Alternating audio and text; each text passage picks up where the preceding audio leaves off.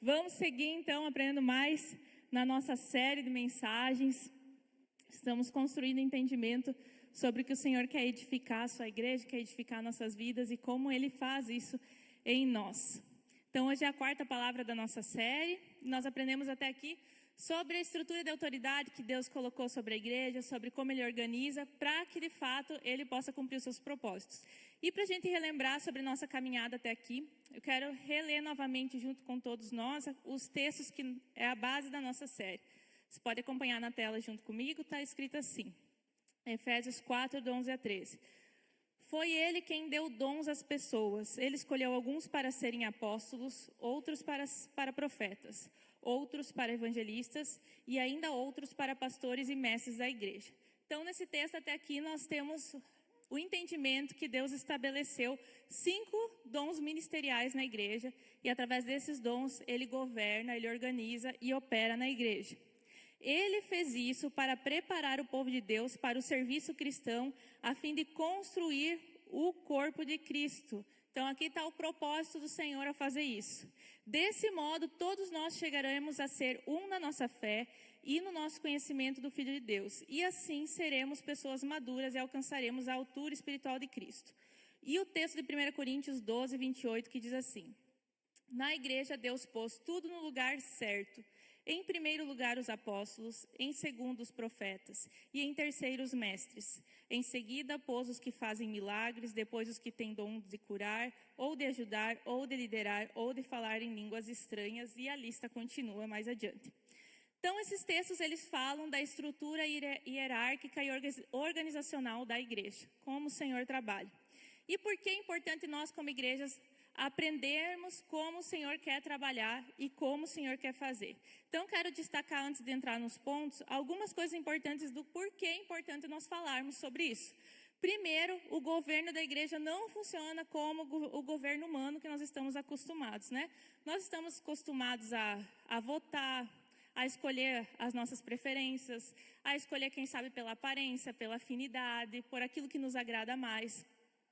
Mas aqui nós vemos nesse texto que o governo de Deus dentro da igreja não funciona da forma que o governo humano acontece. A gente vê logo no primeiro texto ali, no segundo texto de 1 Coríntios, Deus pôs tudo no lugar certo, ou seja, Ele já direcionou, Ele que colocou, Ele é o soberano e Ele estabeleceu que seria dessa forma. Não é fruto de uma política humana, nem do mérito pessoal de alguém. Deus pôs, então Deus já estabeleceu. Segundo, porque é importante, porque todos nós precisamos identificar quem são as pessoas que nós devemos ouvir, honrar e obedecer. Então nós estamos acostumados a estar numa geração que escolhe quem que eles querem obedecer, quem que eles querem honrar, e muitas vezes essa escolha ela se baseia no quanto eu gosto da pessoa, no quanto ela me agrada, se eu me sinto próximo dessa pessoa, se ela defende o que eu quero. E na igreja do Senhor, o Senhor já estabeleceu que Ele colocaria a autoridade vem dEle, e essas pessoas deveriam ser ouvidas, honradas e obedecidas, sempre que agirem em sua liderança em nome do Senhor Jesus, né? Condizendo com a palavra de Deus. E a gente vê aqui a hierarquia que Deus já estabeleceu, né? Colocou uma ordem numérica. Primeiro os apóstolos, o que nós aprendemos até aqui? Os apóstolos são pessoas enviadas para estabelecer a fundação da igreja, aquele que planta, que começa e que estabelece. Depois ele colocou em segundo lugar os profetas, é aqueles que então nós aprendemos também até aqui, que trazem uma mensagem inspirada de Deus para exortação e consolo. Então o profeta vai direcionar qual é a vontade de Deus para nossas vidas pessoais, para a igreja e conduz, né? E em terceiro lugar então vem os mestres, que são responsáveis pelo ensino da doutrina. No Kids, hoje, eles também estão aprendendo sobre mestres. Tudo que a gente aprende aqui, nos adultos, a gente vai lá e configura numa linguagem para as crianças. Então, as crianças, assim como os adultos, já aprenderam sobre os apóstolos, já aprenderam sobre os profetas, e hoje elas estão aprendendo sobre os mestres. E uma alegoria que a gente fez, uma das alegorias, para que eles compreendam a função do mestre, é como se o mestre colocasse o cimento nos tijolinhos. Ele conecta aquela direção do apóstolo, aquela palavra de orientação do profeta, ele explica, ele consolida, ele faz as peças, ele ajuda que as peças se encaixem e que aquele ensino seja compreendido e como ele pode ser praticado. Então o mestre ele tem essa função, e é interessante que ali em 1 Coríntios, Se a gente for ver a questão hierárquica, Deus estabelece primeiro os dons que fazem referência ao cuidado com o ensino, com a palavra, apóstolo, profeta, mestre, a ênfase em a palavra em primeiro. E em seguida, não menos importante, mas na sequência, viriam então os sinais, os milagres. Por quê? Porque a palavra dá sustento para as experiências de fé. Então, antes vem a palavra bem firme, fundamentada, consolidada em nosso coração, a vontade de Deus, e as experiências de fé, o sobrenatural, então, consegue encontrar o seu campo para que possa atuar dentro dos princípios do Senhor. O terceiro motivo do porquê a gente precisa aprender sobre isso é para a gente saber qual é o nosso lugar e o nosso propósito individual. Então, a gente vê, a partir desses textos, a gente compreende o quê? Que eu, como membro, como ovelha do Senhor Jesus, participando de uma igreja, eu tenho deveres e direitos. Eu tenho direito de ser pastoreado, eu tenho direito de ser protegido, eu tenho direito de ser exortado, eu tenho direito de ser corrigido, eu tenho direito de ser consolado. Engloba tudo isso nesses dons. A prática dessas funções ministeriais vão fazer isso por você. Assim também eu tenho o dever de aprender, de receber, de me submeter, de servir, de obedecer. Então, tudo isso mostra qual é o nosso propósito individual dentro dessa construção chamada igreja. Por isso que ali no texto de Efésios diz que assim seremos pessoas maduras e alcançaremos a altura espiritual de Cristo. Seremos como Ele. Então, esse é o propósito individual.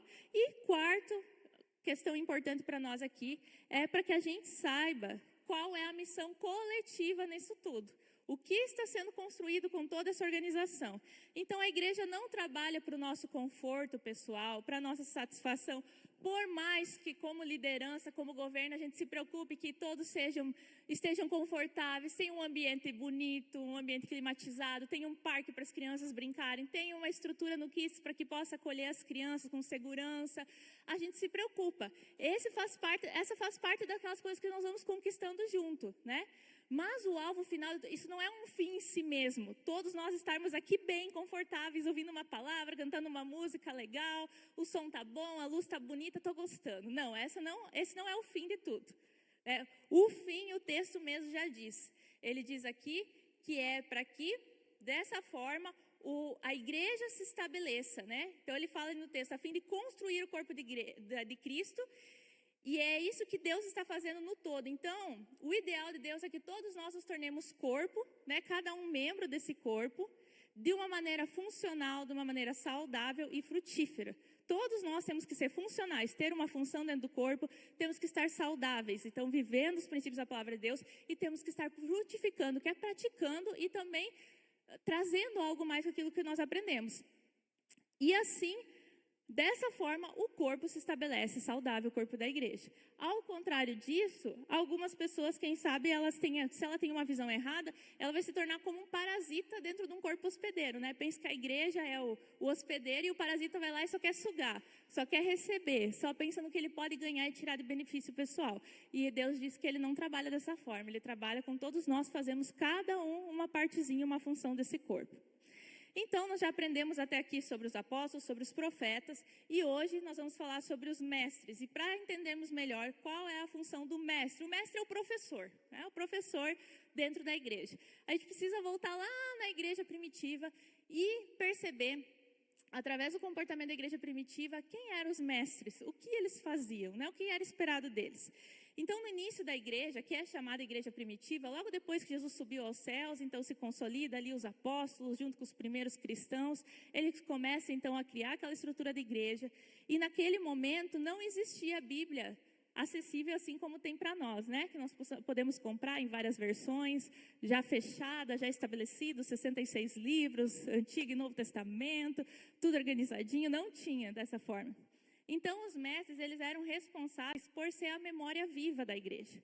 Eles eram o cabeção da igreja, é eles que tinham que lembrar tudo, é eles que tinham que explicar tudo, porque...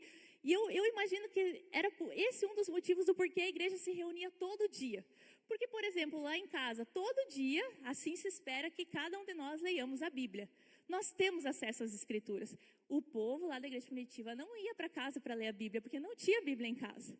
Não tinha acesso. Então, todo dia eles se reuniam no templo e nas casas para que eles pudessem receber o ensino dos apóstolos, para nutrir essa caminhada de construção, de discipulado, para eles poderem saber como agradar a Deus. Então, os mestres, eles eram responsáveis pela tradição oral, ou seja, eles estudavam e memorizavam todos aqueles ensinos do Antigo Testamento, os ensinos que Jesus deixou na terra, os ensinos que os apóstolos estavam trazendo, e eles eram responsáveis de transmitir isso à igreja. As igrejas que se reuniam nas casas, naquele formato que eram as primeiras igrejas. Então, eles tinham que transmitir verbalmente os ensinos. As cartas dos apóstolos, né? Se a gente vai para o Novo Testamento, tem várias cartas que Paulo mandou, Pedro mandou, João mandou, Judas mandou, várias cartas. Essas cartas, eles tinham a responsabilidade, então, de transmitir o conteúdo dessa carta para a igreja. Os mestres também, eles eram intérpretes, então eles estudavam o Antigo Testamento. Quando a gente olha aqueles vídeos, filmes mais antigos, que mostram como era o tempo bíblico, era aquele rolo, né? Todo aquele rolo com a escritura de Isaías, com os escritos dos profetas Jeremias. Então, aquilo era aberto e lido no meio do templo, né? Então, só os mestres, as pessoas que eram ensinadas na escola tinham acesso. Então, o que esses mestres da igreja faziam? Eles pegavam toda aquela aplicação, todo aquele conteúdo do Antigo Testamento, as promessas, as revelações de Deus, e trazia para a igreja primitiva, aplicando para que elas conseguissem compreender que o Cristo profetizado lá no Antigo Testamento, agora começa a se cumprir tudo que foi estabelecido para ele, a vinda dele, como ele agiria, a igreja que ele estabeleceria. Também os mestres eram guardiões da doutrina, então eles protegiam a mensagem contra distorções. Não diferente de como é hoje, vários ensinos contraditórios, confusos, tentavam se inserir dentro do campo da igreja. Pessoas, muitas vezes, que nesse tempo que eram denominadas como mestres também, que muitas vezes os apóstolos vão chamar de falsos mestres. Então, existiam mestres dentro das comunidades, no meio do povo, que tentavam distorcer a palavra de Deus.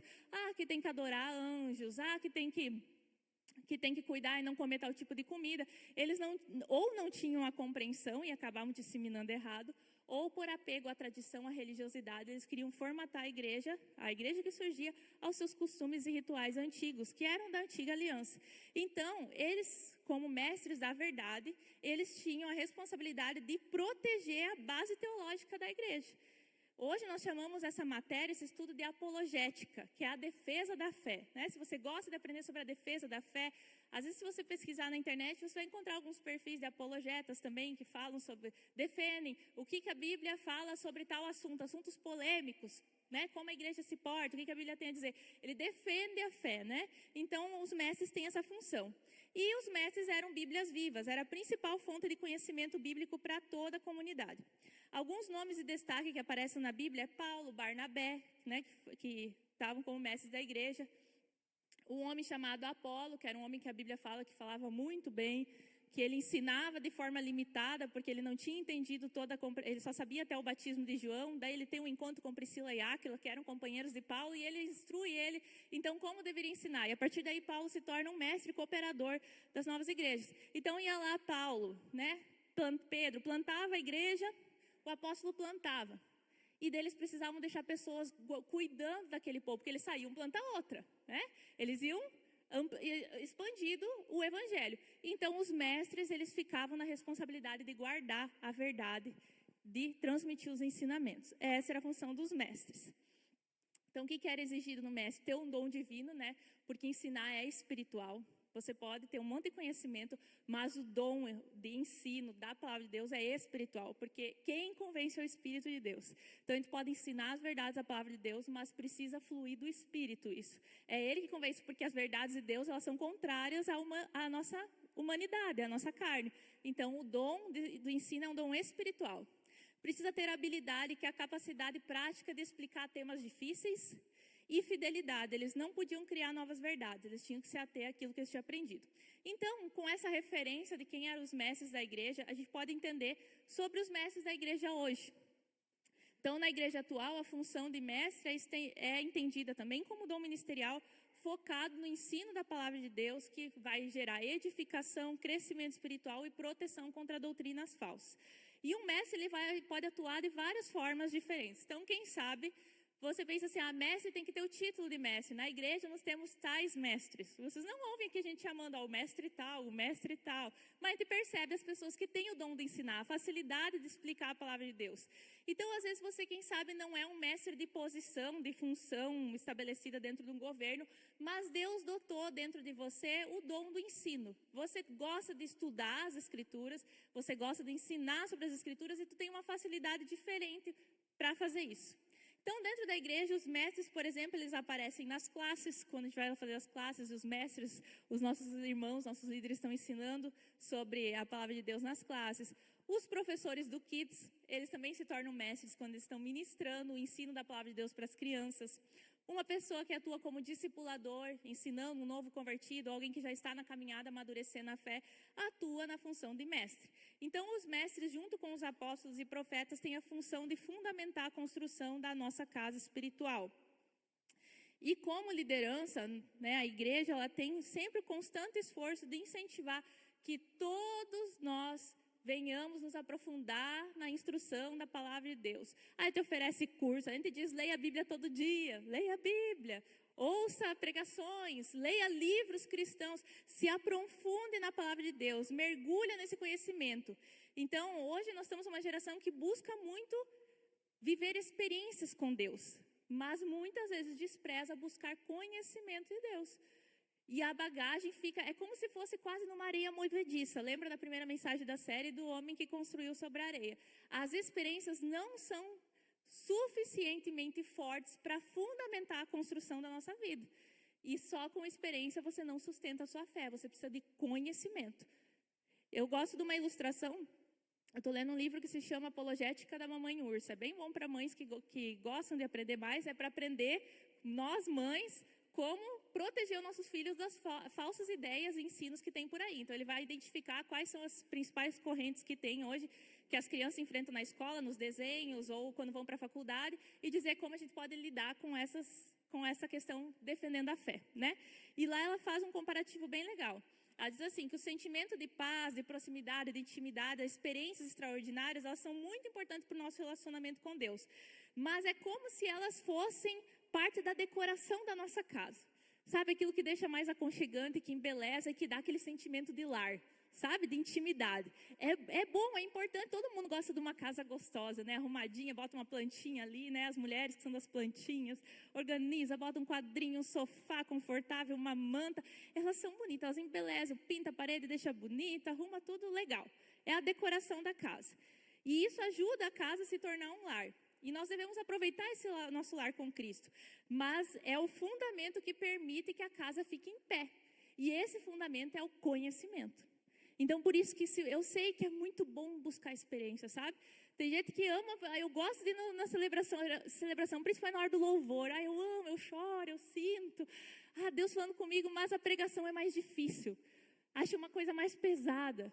E não deveria ser assim. Nós devemos buscar tanta experiência, intimidade, aquele momento de louvor, gostoso relacionamento com Deus, como também nos aprofundar e beber e receber da palavra de Deus para fundamentar a nossa casa, para que ela não fique só dependente de experiências, porque as experiências, elas acontecem de tempos em tempos, elas são de pessoa para pessoa e como Deus quer mandar, né? Então, nós precisamos nos ater àquilo que é fundamento, que é principal. Então, os mestres são aqueles que vão te puxar para o estudo, para a profundidade bíblica, para a submissão às verdades espirituais.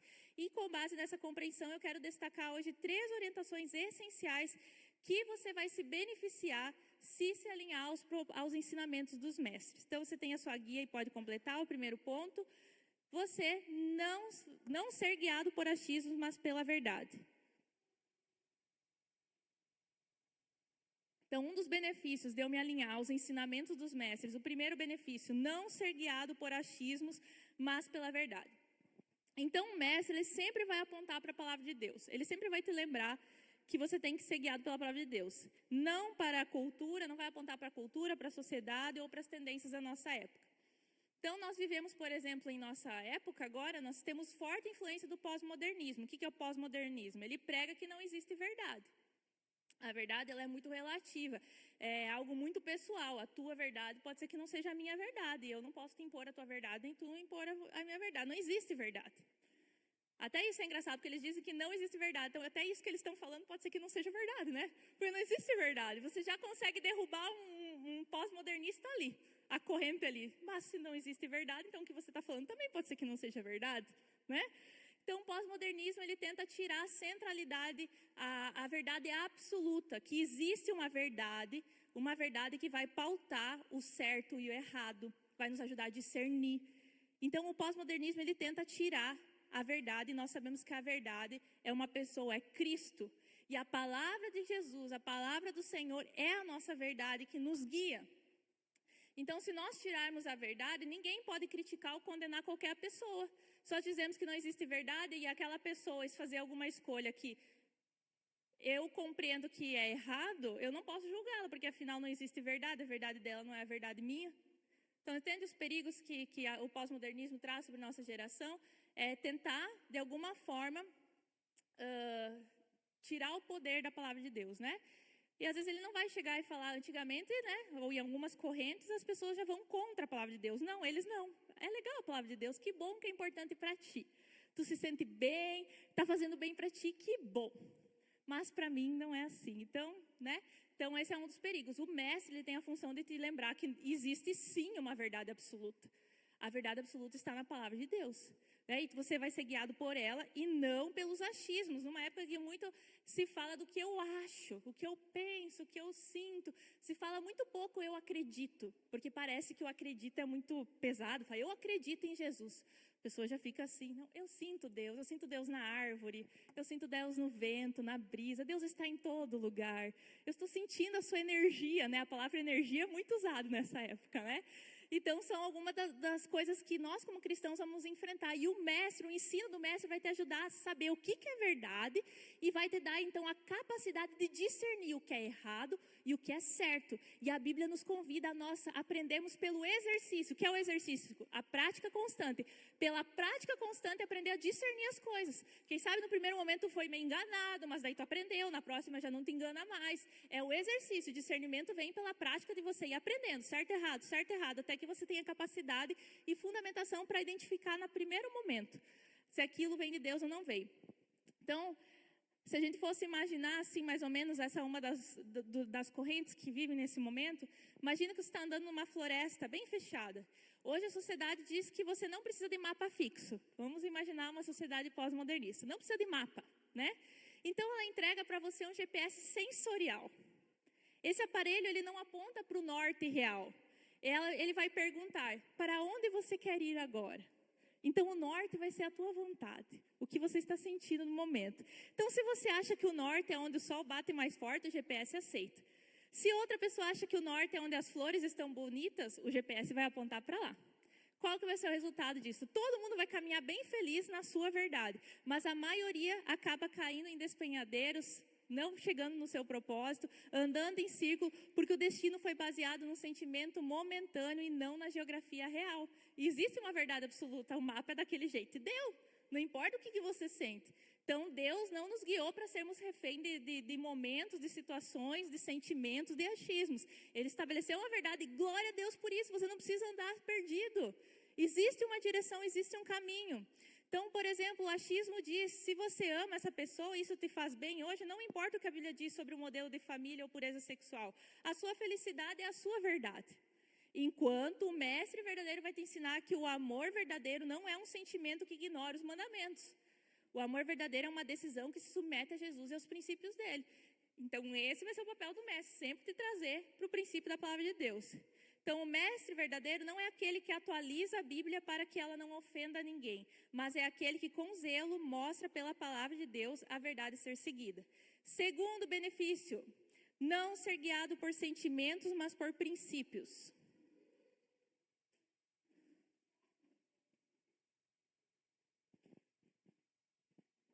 Então, o ensinamento do mestre vai te tirar das garras do emocionalismo. O que é o emocionalismo? Né? A corrente do emocionalismo hoje. É aquela famosa frase, siga o seu coração, ele nunca mente. Então, tem muito isso nos desenhos infantis, né? Sempre terminam, siga seu coração, se te faz feliz. Nas crianças está sendo implantado isso com força total. Então, se teu filho está lá assistindo e apareceu, tu já fala, filha, eu sei que ele falou, tá bonito, mas tu sabe. que só existe um caminho, só existe uma verdade, e teu coração é enganoso, a Bíblia diz que é enganoso, às vezes ele te aponta para o lugar errado. Então, o emocionalismo, ele confunde sentimentos com fatos. Então, ali as opiniões muitas vezes são geradas carregadas de emoção, de sentimentos, mas o fato não é real. Então, a pessoa começa a se guiar por aquilo e não pelo que a Bíblia diz. Então, nossas emoções, os nossos sentimentos, eles são importantes e eles são também um meio muito bom de nós compreendermos aquilo que Deus está direcionando. Desde que os nossos sentimentos, o nosso coração, seja exercitado sempre em se alinhar com a Bíblia, com a razão, né? Então, nós temos cabeça para pensar. Então, a gente tem que enxergar a realidade, né? Tem que enxergar a realidade. Deus deu o cérebro e ele é para ser usado, né? Então, nós temos que usar a palavra de Deus e o discernimento do Espírito Santo. Contar com o sobrenatural, né? Não é só ser cabeção. Tem que também contar com o sobrenatural de Deus, o poder da oração para te dirigir. E é o poder do Espírito Santo, a direção em oração, nunca vai quebrar o que a palavra de Deus diz, né? Sempre vai te guiar por aquilo lá. Então, as emoções, elas podem ser um meio valioso se eu sempre aprender a disciplinar minhas emoções com a palavra de Deus. O emocionalismo tem um mestre próprio, né? Aquele movimento, aquele sentimento, aquelas emoções, o sentimentalismo. O mestre do emocionalismo é você mesmo. Você se torna o seu Deus, porque você dirige a tua vida, para que direção vai, né? Mas a gente sabe que o mestre verdadeiro sempre vai tirar a tua visão de ser centrado em si mesmo e apontar para os princípios da palavra de Deus. Então, um exemplo bem prático é o perdão.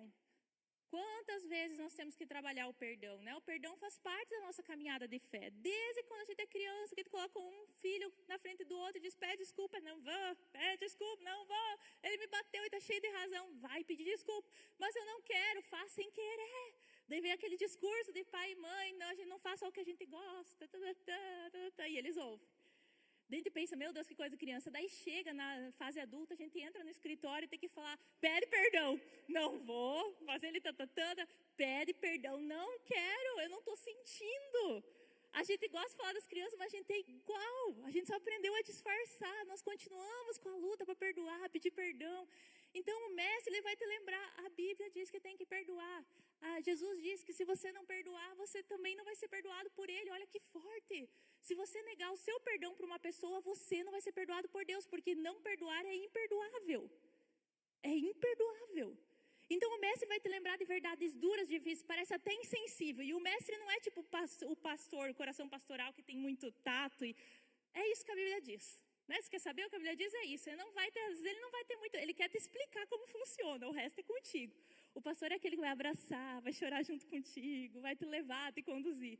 Mas o mestre, ele vai ter essa função, ele vai te orientar pela palavra de Deus e vai te tirar do teu sentimento e te colocar na posição de exercer aquilo que tu diz que tu crê, na Bíblia. Então, essa é a função dele.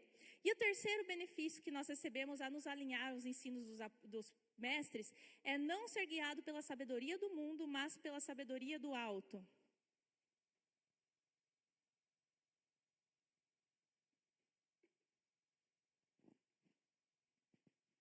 Então, esse entendimento de sabedoria do mundo e sabedoria do alto, a gente consegue compreender mais ele lá no livro de Tiago, no capítulo 3. Ele fala sobre uma sabedoria que é terrena. Então, sabedoria é uma coisa que parece ser conhecimento, bonito, legal, mas ele faz um comparativo. Existe uma sabedoria que não é de Deus, ela é dessa terra. E o que ele diz sobre essa sabedoria? Que a sabedoria terrena é limitada, egoísta, fundamenta em motivações como inveja, ambição pessoal, busca exaltação própria, frequentemente resulta em desordem e conflitos, e Deus considera a sabedoria terrena loucura, ela nasce no orgulho humano. E a sabedoria divina, por outro lado, é um dom que vem de Deus, que começa no temor ao Senhor. Como a Bíblia diz, o temor do Senhor é o princípio da sabedoria, está escrito em Provérbios. Então, a sabedoria divina é pacífica, moderada, ela é cheia de misericórdia, ela é imparcial, ela se manifesta através de uma conduta íntegra, promove a paz e a justiça e nasce da humildade diante de Deus. Então, o mestre sempre vai apontar as sutilezas do mundo e seus enganos e mostrar que, como por mais que é parecido isso que o mundo está tentando ensinar, através da mídia, através sei lá, um movimento, por mais que está bonito, está até falando sobre Deus, ele vai te mostrar que aquilo lá está bonito, às vezes está até usando o nome de Deus, até bota versículo bíblico junto, mas é sabedoria terrena. Então, a sabedoria do mundo, ela está muito presente em movimentos como os coaches, o positivismo, que aponta para algo que parece bonito. aquelas frases de efeito, né? Aquela motivação, aquele positivismo. Então, o positivismo e o coach, eles focam muito o homem como centro da solução das coisas, né? Ele sempre vai voltar para você. Você consegue, você pode. Se você se disciplinar, se você lutar muito, quem não luta não consegue, como se tudo fosse produto de mérito pessoal. Então, essa é uma sabedoria terrena, que é focada no mérito pessoal. E a Bíblia fala que não, claro que temos que nos esforçar, temos que batalhar, mas é Deus quem decide o que Ele vai dar, o que não vai dar, o que Ele vai fazer ou não vai fazer. Então, a sabedoria divina aponta para Deus. Deus pode te ajudar. Deus vai te fortalecer. Você vai fazer tal coisa com a ajuda de Deus. Conseguiu tal coisa? Glória a Deus. Não a mim que sou o máximo, maravilhoso, que consigo tudo na vida. Glória ao Senhor. Eu sei que o mérito é dele. A sabedoria, então, do alto é cristocêntrica, é Cristo como centro. E hoje existe uma chamada teologia terapêutica, né, que os críticos apontam como uma mistura que transforma o evangelho em uma ferramenta de autoajuda. Então, você vai ouvir muitas pessoas, principalmente em rede social, usando até mesmo a Bíblia, o evangelho, falando de princípios como família, como Deus, mas é uma mistura de autoajuda e não de evangelho verdadeiro, né? Porque o que a gente percebe? Porque eles pegam todos aqueles ensinamentos da palavra de Deus, pegam provérbios e tudo mais, tudo com o foco de tornar a vida terrena mais suportável. E o foco está na vida aqui. E não nas coisas celestiais, não na eternidade, sempre vai te trazer aqui para a terra. E não para as coisas de Deus. Então é uma teologia terapêutica que eles dizem que é o que mistura o evangelho junto com pitadas de positivismo e tudo é de Deus. Ele está dizendo que a vida vai ser boa aqui para ti, e tu está focado aqui. Mas a verdade, a sabedoria do alto foca para o Senhor, né? Para a eternidade. Então, quem é o pai da sabedoria do mundo é o diabo. A Bíblia fala de falsos mestres. Os falsos mestres têm como pai o diabo. E é muito fácil perceber como o falso mestre engana as pessoas que ele quer raptar, né? Se a gente for ver o comportamento do próprio diabo através da serpente lá no Jardim do Éden, quando a gente percebe que ele afirma para Eva, em outras palavras, quando tu vê o discurso dele, que Eva, você não está errada em comer o fruto, né? Errado é Deus que está te proibindo de desfrutar. Então, o falso mestre sempre vai te mostrar que a pessoa lá, a autoridade que você quer fugir, o princípio que você quer fugir, o problema não está em você. O problema está naquele princípio, naquela regra, naquele líder, porque ele quer te privar de viver as coisas incríveis, quer te privar da liberdade, quer te oprimir. Não é muito parecido com os discursos que a gente ouve por aí? Quem começou com tudo isso foi o diabo. Dizer que quando você está sob submissão diante de Deus, que você está vivendo dentro do mandamento de Deus, que você está oprimido, que você está preso, é escravo. Essas ideias são plantadas pelo falso mestre. Outra coisa que o falso mestre faz, de certa forma, é falar o que Deus falou era mentira. Então, às vezes ele não vai falar na cara, mas ele vai distorcer. Ou que Deus não queria, ele falou o que para Eva? Que Deus não queria que eles tivessem conhecimento. Né? Que Deus queria limitar eles. E disse que o jeito bom de viver era sem regras. Foi isso que a serpente ofereceu. Viva sem regras, não existem regras, abaixem as regras. A vida é mais feliz, mais livre, mais maravilhosa quando não existem regras, nem supervisão, nem submissão. Venha para a minha realidade. Assim que o falso mestre faz, ele convida para um tipo de liberdade. Ele não vai te convidar, vem aqui junto com o diabo. É claro que não. Ele vai enfeitiçar. Então, os falsos mestres fazem o quê? Eles fazem você duvidar da verdade ensinada. Então, ele vai começar a criar dúvidas no teu coração naquilo que é estabelecido, que a palavra de Deus garante. Mas como seu coração está lutando com a emoção, com o sentimento, às vezes, de perder, nós cantamos aqui perdendo tudo com alegria, né? Quem perde as coisas com alegria? Só o crente mesmo que aprendeu a viver com Deus e aprendeu que Jesus é o maior tesouro. Mas às vezes você está no teu coração lutando com as tuas lutas interiores e você não quer admitir que o problema é você, que é a tua carne, que em vez de você querer lutar contra o princípio ou contra a instrução do líder, que você vai orar, vai jejuar, vai fazer essa carne se acalmar. Não, você começa a criar dúvida no coração e dizer, E sabe o que hoje acontece muito fácil nas correntes hoje? Como muitos não conseguem atacar a verdade, eles atacam o portador da verdade, né? Então começa a colocar descrédito. A pessoa que está te trazendo aquele princípio da palavra de Deus, tira o foco da palavra. Já que eu não estou conseguindo te convencer por aqui, vamos dizer. Né? E nós aprendemos muito nas últimas semanas sobre isso. Então o falso mestre vai fazer isso. Vai questionar a motivação das pessoas que estão te ensinando, te liderando.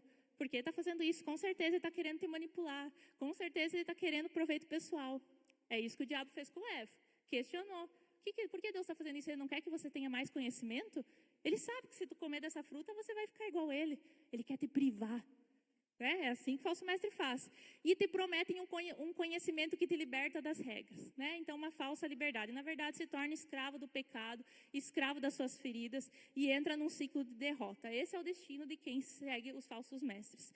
Então, muita gente achando que está sendo esperta e sábia se perdeu nas armadilhas dos falsos mestres, dos falsos ensinos que tem por aí. Porque queriam ser espertos, queriam estar acima daquele conhecimento, queriam ver que estavam dominando, já entendia a jogada. Né? Sempre tem uma revelação. Então, a pessoa, ela, querendo ser muito esperta e muito sábia, entendendo tudo, ela se perde no caminho. Esse movimento do eu sou meu próprio mestre tem feito muitos se tornarem receosos, desconfiados, distantes e isolados e com o coração resistente a aprender com os mestres. Então, hoje nós vivemos, infelizmente, essa época, como também tinha na época primitiva. A desconfiança, um coração fechado. Todas as coisas que você começa a armazenar dentro de você faz você se isolar, se afastar. E isso vai colocar a sua casa, a sua construção, tirar a sua construção de um fundamento sólido. Então, o que nós estamos falando todos os domingos aqui? Todo o ensino do apóstolo, do profeta, do mestre tem que ser baseado na palavra de Deus. Você tem que questionar o quê? Isso está na palavra? Está, amém. Então, eu obedeço. Esse é o questionamento que a gente faz. A Bíblia mesmo instrui, confiram tudo. Se coloquem a estudar, mas estuda. Não vai ouvir os coach, vai estudar a Bíblia. Pega a Bíblia e lê todo dia. Você vai entender o que muitas vezes é falado nesse púlpito. Meu Deus, é muito difícil isso. Leia a Bíblia, assim, ó, a Bíblia crua, você vai entender. É tão fácil, a clareza é tão grande quando você tem contato com a palavra de Deus, mas se você nem lê a Bíblia, se você nem ora, se você nem se aprofunda nas coisas de Deus, como é que tu vai entender as coisas espirituais? Ah, sabe qual vai ser a tua base para julgar o que é certo e errado? O que o fulano disse lá. O que a ciclano se sentiu daquela forma, o que o meu amigo falou, o que a cultura popular, os ditos populares dizem, que Deus é amor, é isso que vai ser teu parâmetro para basear teu julgamento sobre as coisas. Então, leia a Bíblia, tenha a Bíblia como defesa das tuas opiniões. Né? Você tem que ser o defensor da palavra de Deus. Então, diante disso, a questão mais importante é que você e eu, a igreja, precisamos dos mestres, precisamos nos dedicar a aprender com eles, absorver as suas instruções e deixar que a nossa cosmovisão, os nossos pensamentos sejam construídos por seus ensinamentos. Então, dessa forma também a gente tem que compreender que a partir disso a gente não foi chamado só para ser aluno. A Bíblia já fala em algumas partes que se espera depois do momento que você se torne um professor. Como eu disse antes, quem sabe você não vai ser um professor de posição, ao mestre, mas todos nós somos chamados a ensinar aquilo que nós já temos aprendido. Esse é o objetivo que nós devemos ter para a nossa vida, né? Então, olha só o que está escrito em Hebreus 5:12, o último texto aqui. Depois de tanto tempo, vocês já deviam ser mestres.